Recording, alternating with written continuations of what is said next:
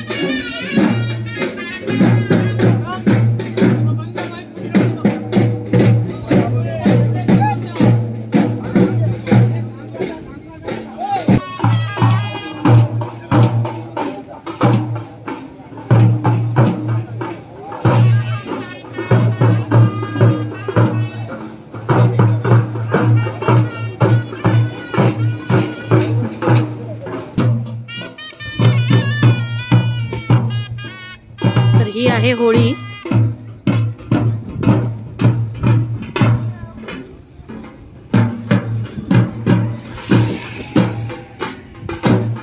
आणि ही सर्व आहे गावातली मंडळी.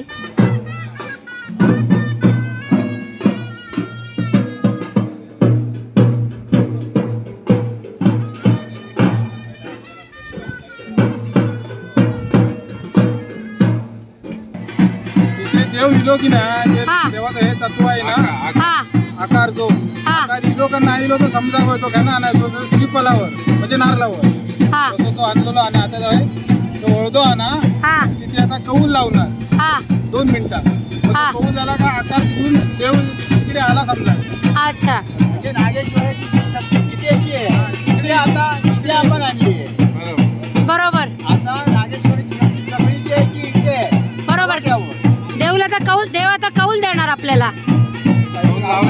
अच्छा, कौल लावणार आता इथे.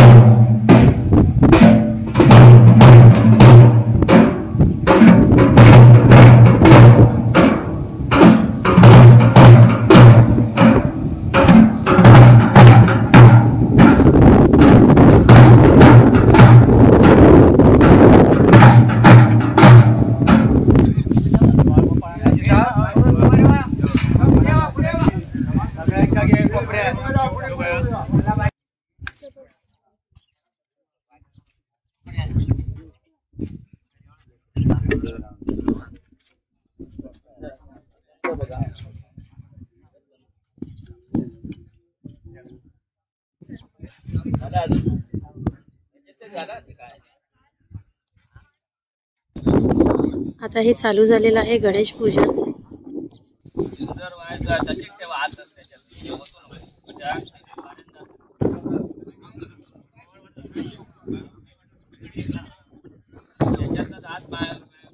आणि प्या करा काय प्रत्येकाला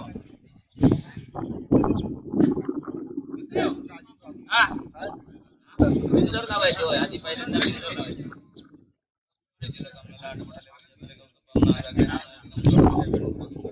काय म्हणतात लावून द्यावा काढू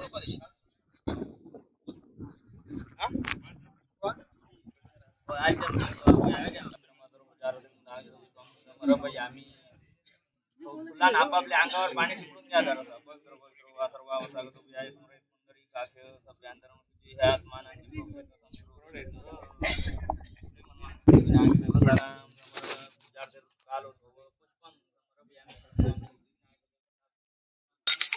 दामनात पाणी म्हणजे खाली थोडा पाणी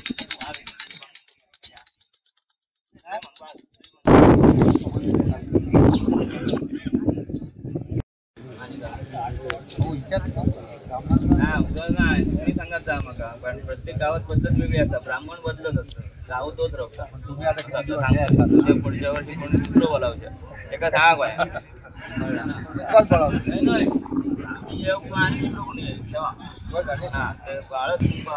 ना घ्यावा तेव्हा आधी पहिल्या दोन्हीकडे हळद लावा आणि मग एका मध्ये लावा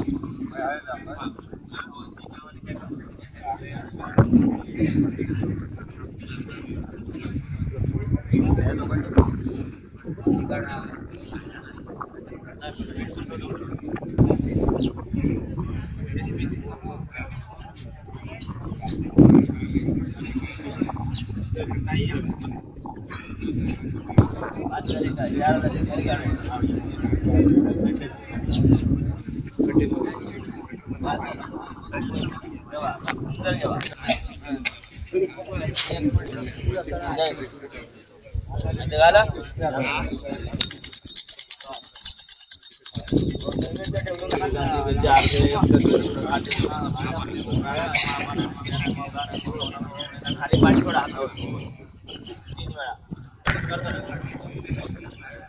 प्रत्येकान तुम्ही प्रत्येक अक्षर वापरून घालून घ्या झाला की प्रदक्षिणा करायची आपल्या प्रदक्षिणा घालायची झाला की 5 वेळा आणि अक्षता घालून खाली वाकून नमस्कार करायचो याने गाणे बाबाने जन्मांतरी कृताने जेवताने दानी संधी प्रदक्षिणं पदे पदे रूपम देहि जयं देहि यशोदे पुत्रान देहि धनने सर्वकामचे देवने दायशणमाति मात कारुणे भावे रक्ष रक्ष परम ईश्वर गंध पापम झाला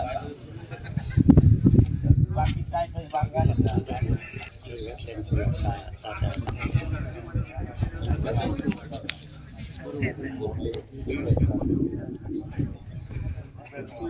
अशा प्रकारे आता गणेश पूजन झालेलं आहे.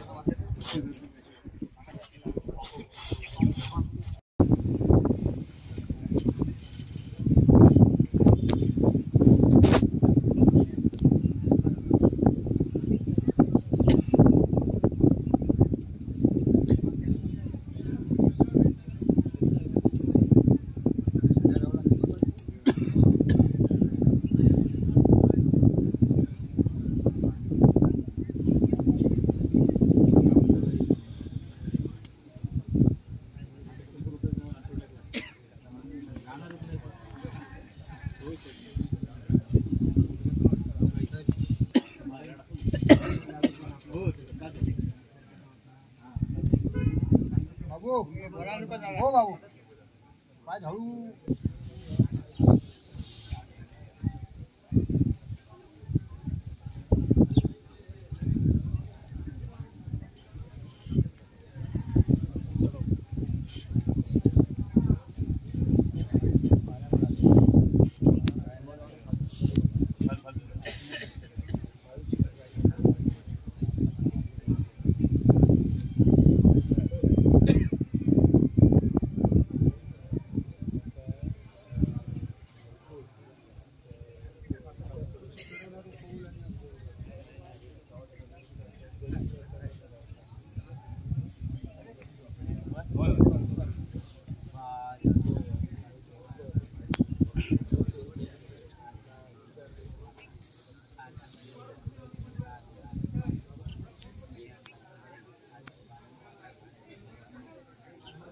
ही जी प्रथा आहे या प्रथेला कौल लावणं असं म्हणतात. म्हणजे इथे दोन बाजूला दोन तांदळाचे कण लावलेले आहेत. जर उजव्या हाताचा जर तांदूळ पडला तर त्याचा अर्थ असा होतो की तुम्ही कोणतीही कामं करायला देवाचे आता मोकळे आहात. याला कधी कधी अर्धा तास, कधी कधी 1 तास, कधी कधी 2 तास सुद्धा जातात.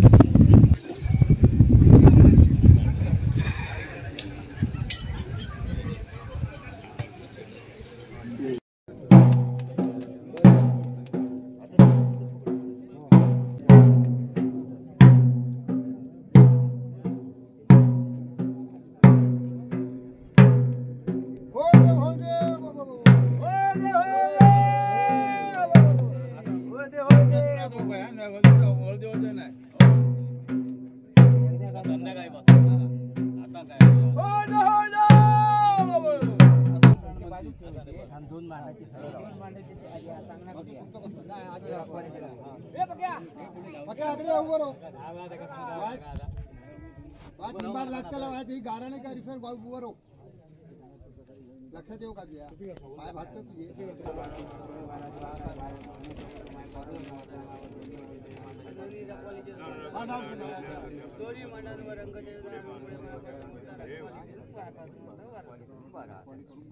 पित्रेंका बोला पित्रेंका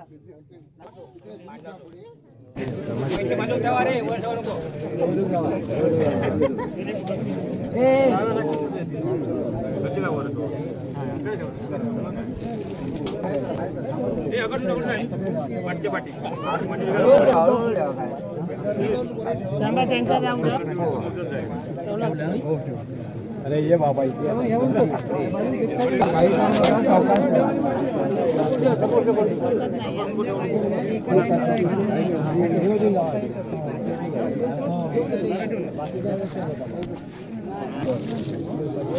अजून पूर्ण होते ना. फुल नाही, फुल होणार. त्याच्यात कसं प्रत्येकाचं सांगणं करायला गेलं तर संपूर्ण दिवस झाला. मग आपण सगळे एकत्र ठेवू.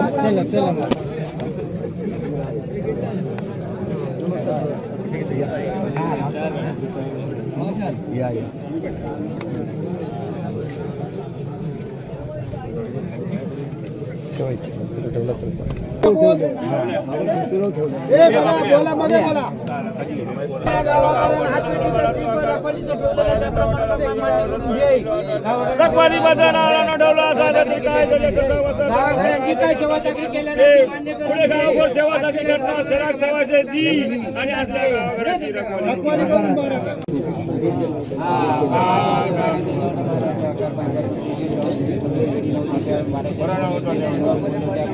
एक किटणाराचा तोरण बांधलेला मायबा समर्थान आज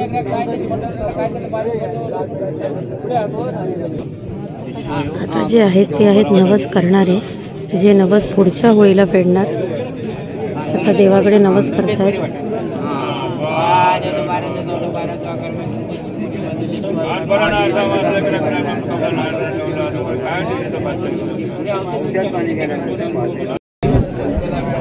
तर आता इथे प्रसादासाठी नारळ फोडतायत